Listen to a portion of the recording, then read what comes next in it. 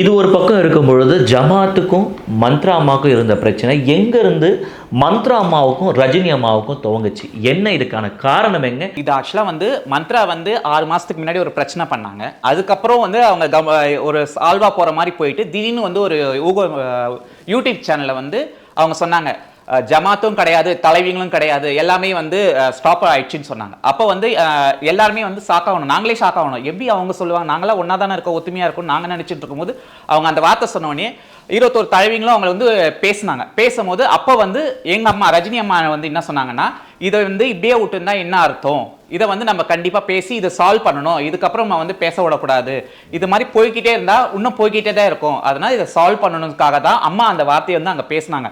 அந்த வார்த்தையை பேசினதுனால இது யாருமே பேசலையே, இவங்க மட்டும் பேசினாங்களே, இவங்களை டார்கெட் பண்ணால் இவங்க வாயை திறக்க மாட்டாங்களே, அந்த ஒரு காரணத்துக்காக ரஜினி அம்மாவை தரக்குறையாக அவங்க பேசினது.